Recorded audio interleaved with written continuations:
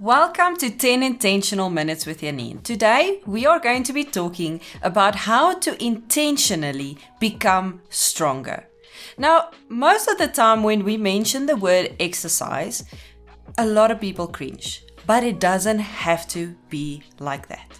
So my exercise journey really started in 2017. I was quite an active child, and through childhood I was quite active, but when it came to high school and university, exercise was just not a priority for me anymore. Coming 2017, I realized I needed to do something different again. And where we are today, it's almost 5 years later, and it actually only feels now that I'm getting it right for myself. So these are the things that I've learned in my exercise journey. First of all, I had to set a goal that suited my lifestyle, my age, my schedule, and also my program.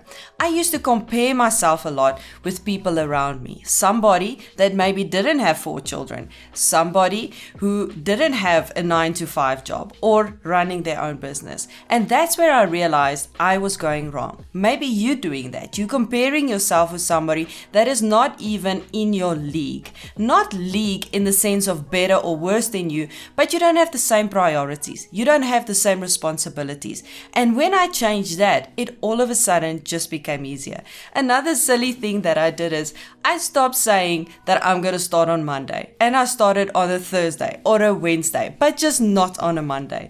Because we always say we're going to start on a Monday and then something happens. That actually is the same when it comes to eating habits. I was very much not realistic at times, and I set my goals to be so impossible. I'm going to lose so much weight. I'm going to do this. When I exercise, I'm going to do this. When I changed my goals to I want to exercise because I want to feel better, all of a sudden I felt better, but I also, as a bonus, started losing weight. So what is your goals, and are they actually realistic when it comes to exercise? I think the third thing that's very important is to not give up. It is so easy when our schedules and our programs changes just to give up, or just to stop or get out of the habits again. It's just to not get up and push through even when it is difficult. Another thing that I started doing is, and I would consider this crazy people in the past, but I started exercising over weekends. Why? Not because it's work for me, but because I actually really enjoyed it. Another thing that I learned was I banned excuses from my way of thinking. It's so easy to come up with an excuse. It's too cold, it's too hot, it's raining, whatever the case is. I don't feel like it, I don't feel well. I just banned excuses from my mind completely. I found out what exercise works for me. I think it's because I always wanted to do what everybody else did instead of doing what works for me. So cycling for me is something that I really enjoy.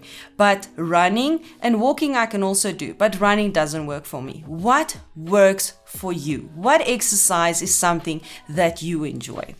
Do not get sidetracked in that sense with what other people are doing. And I think importantly is pace yourself. Don't try to do too much at once. Like I said, my journey has been a journey over 5 years of constant exercise. It didn't happen overnight. I paced myself. I set proper, possible, personal goals that I prioritized and that was positive for me. So what are your goals for exercising? I think we need to look as well as what benefits exercise has for the body. I've got a list here that says it creates discipline and endurance. It absolutely does, because you have to get up in the morning or in the afternoon. You have to get dressed, get up and get going. The other thing it does is it induces happiness, and it actually increases your energy levels. A lot of us are tired and we don't even know why. We are worn down because we work so hard. But when we take a break and we exercise, our energy levels actually increases. It regulates anxiety and stress.